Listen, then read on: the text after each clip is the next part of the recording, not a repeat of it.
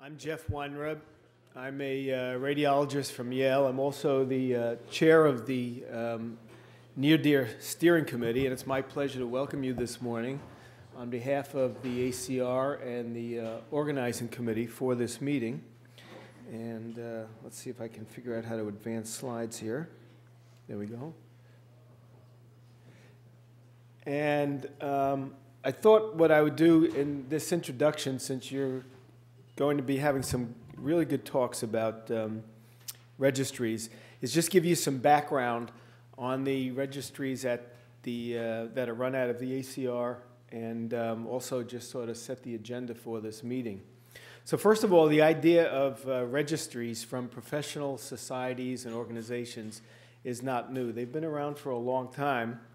And here are just some examples that you can find on the internet. Here's from the American Heart Association. This is the National CPR Registry. And this is another one, the National Cancer Database from the American College of Surgeons. And this is from our colleagues at SIR called HiQ. And the purpose of these registries is first and foremost to improve quality. This particular website talks about the Society of Thoracic Surgeons STS National Database, and they've been doing this since 1994. So again, we got into this game a little bit late. But there are some other benefits of doing these registries aside from improving quality. These registries also help to communicate that a certain profession or specialty is actually interested in quality and tells people, the public and the government and policymakers and everybody else, that profession is actually doing something as a group about certain quality issues. So this is from the Society of Thoracic Surgeons, and this is actually from the New York Times website, and that's too small for you to read, but this is actually talking about a paper that was published in the New England Journal based on the database from the Society of Thoracic Surgeons, and it was called I'm sorry, this is published in Consumer Affairs. So Consumer Affairs getting into these databases and using them to make recommendations to the public about where people should get their health care. And in a commentary on this in the New England Journal, this was called a watershed event. This is just a couple of years ago.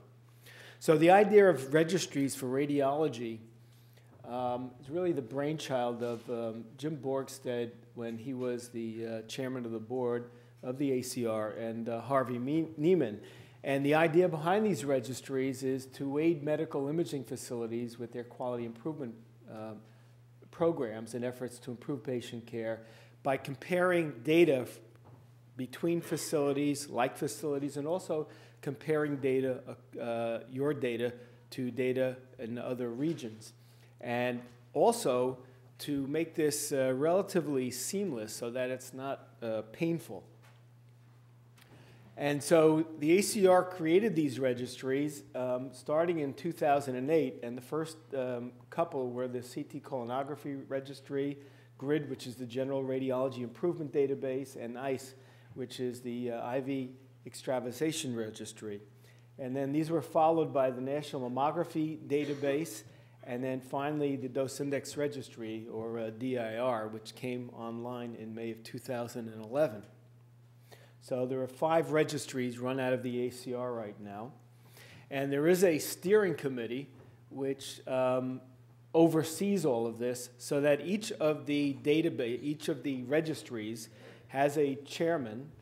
And in fact, the Dose Index Registry, there's actually also a separate committee for pediatric Dose Index Registry.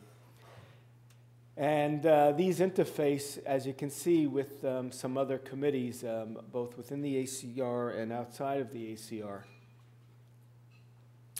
In January, the registries really hit a milestone, which was proudly announced by the ACR, and that is they registered they've got 300 sites participating in the dose index registry and 1 million cases entered into the registry. And that's just obviously a beginning, because it's got to grow a lot larger than that.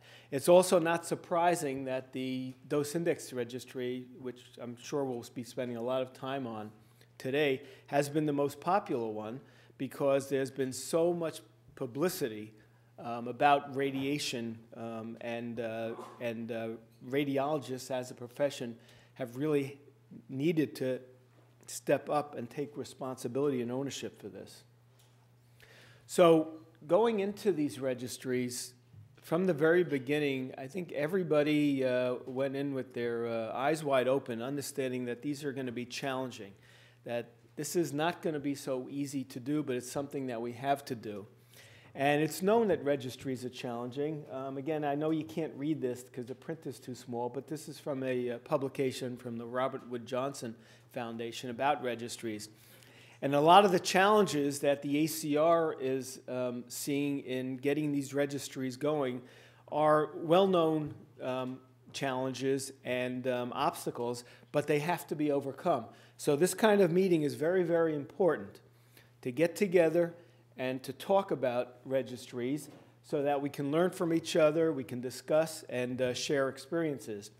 And so during the course of this day, what we hope to do is start talking to each other and getting a better understanding about the best ways of using registries for quality improvement, talk about the challenges and obstacles to participation, because we know that they exist, and those of you who are participating in registries already, I'm sure, can speak about this firsthand. And then hopefully from this we can learn to make improvements so that the registries go forward and become more and more useful. And with that, let me just offer my thanks to the Planning Committee and the ACR staff who worked on getting this meeting together. Thank you.